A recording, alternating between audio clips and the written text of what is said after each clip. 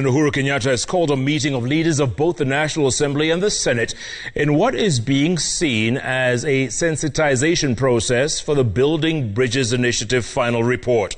Now, the meeting, to be held this coming Saturday, will be attended by, among others, chairpersons and vice chairpersons of committees of both houses who hail from both Jubilee Party and the NASA coalition. Our very own Sam Gituku reports on what could unveil the start of the final stretch of reforms in the BBI process. Take a look. In a letter seen by Citizen TV, Senate Speaker Kenneth Lusaka has communicated President Kenyatta's request for a meeting this Saturday at State House to be attended by the Speaker, Deputy Speaker, leaders of the majority and minority parties and their deputies, as well as majority and minority whips and their assistants. Others enlisted are chairpersons of committees and their deputies, all to assemble at State House by 10:30 a.m. Saturday. The letter is silent on the agenda, with Speaker Lusaka telling Citizen TV that he hopes the meeting will focus on how best the House can drive the government legislative agenda. Senate Majority Whip Irungu Kangata estimates the meeting will take stock of gains made so far in enacting legislation while looking for ways to enhancing the government business. But the President has invited both the majority and the minority sides of the House.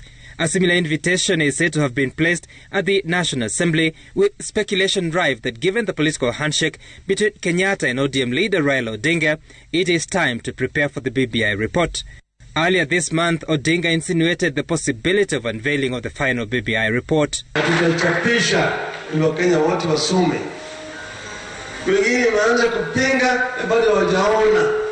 Unapinga kitu ambacho wewe hujasoma. Na wewe wakati tulikuwa leta hii katiba mpya ulipinga. Kwa sababu kulikuwa 20% mbaya ya rekebisho. Sasa tukisema sasa wakati imewadia leta yale ambayo ulikuwa unasema ni mbaya. Unasema kuna kitu mbaya katika hii katiba. 5 months ago, the Senate leadership was changed, dropping vocal Senators Kipchumba Murkomen and Susan Kihika from majority leadership. That was followed by similar changes in the National Assembly. MPs critical of the government switched with new allies within the Jubilee Party and NASA coalition. Leadership of committees and membership was similarly rationalized in what was seen as preparation for the BBI report, which is expected to recommend changes to the Constitution and different laws. Some of the crucial committees whose chairpersons have been invited are the Justice and Legal Affairs Committee, Constitutional Implementation Oversight Committee, and the Delegated Legislation Committee. At the Senate, some of the crucial committees are the Justice, Legal Affairs and Human Rights Committee and the Devolution Committee, all of which now have different composition and leadership.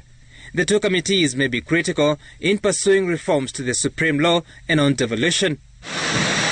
Sources told Citizen TV that the Saturday meeting is likely to seek to sensitize the parliamentary leaders, woo them in seeking ways for a smooth sale of the BBI debate and bills at the House in a bid to avoid acrimony like what was recently witnessed at the Senate during debate over the revenue sharing formula that saw some senators from the government party on the opposing side. It took senators more than 2 months to resolve and reach a deal, which took the President's intervention. According to the Constitution, amendments to the Constitution can be pursued through Parliament, requiring a 2/3 majority approval.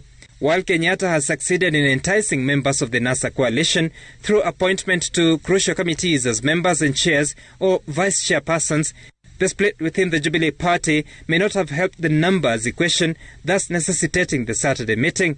But in amending clauses that are protected by the Constitution, a subsequent referendum would have to be held upon passing the parliamentary threshold.